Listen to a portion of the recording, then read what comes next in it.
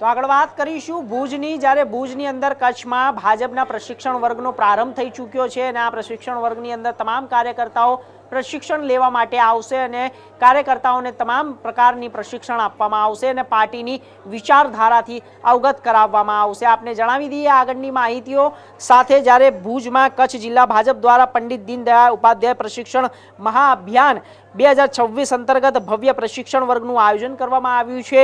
પ્રશિક્ષણ વર્ગના ઉદ્ઘાટન ક્ષેત્રમાં પ્રદેશ ભાજપ અધ્યક્ષ જગદીશ વિશ્વકર્મા ખાસ ઉપસ્થિત રહ્યા।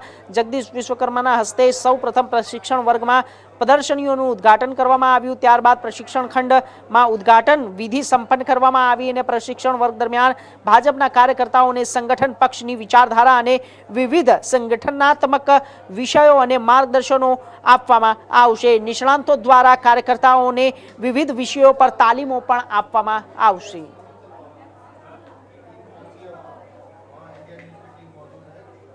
दीनदयाल उपाध्याय प्रशिक्षण अभियान 2026 अंतर्गत समग्र भारत वर्षनी अंदर भारतीय जनता पार्टी दर 3-4 वर्षे अभ्यास वर्गનું આયોજન કરતી હોય છે।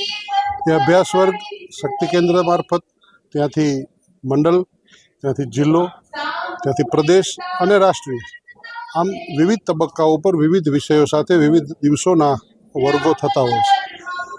સમગ્ર ગુજરાતની અંદર અભ્યાસ વર્ગો મંડળ કક્ષાના પૂર્ણ થઈ ગયા છે। ત્યારબાદ આ મહિનાથી સમગ્ર ગુજરાતના તમામ જિલ્લાઓમાં 42 જિલ્લાઓની અંદર અભ્યાસ વર્ગોનો પ્રારંભ થયો છે।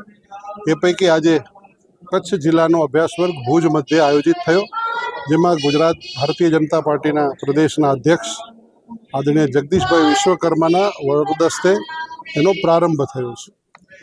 આ વર્ગ આજે પ્રારંભ થયો છે એ આજની રાત, આવતીકાલનો આખો દિવસ અને પરમદાડે 2 સત્રો, કુલ મળીને 11 સત્રો આખા યોજાશે।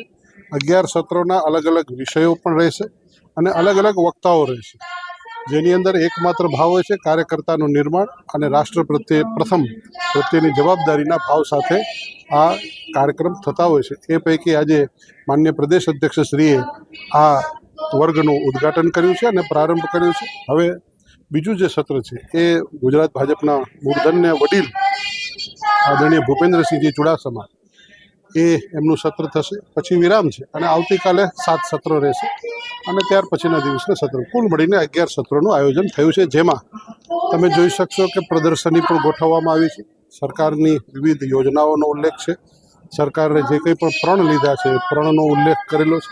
એટલે કાર્યકર્તાઓનું ઘડતર કરવું અને એક કાર્યકર્તા સમાજ પ્રત્યે સમર્પિત રહી અને કાર્યકર્તા સામાન્ય વ્યક્તિની જે કંઈ પણ જરૂરિયાત છે એ પૂરી કરવા માટે પોતાનું દાયિત્વ નિભાવે, એના માટેનો પ્રયાસ ભારતીય જનતા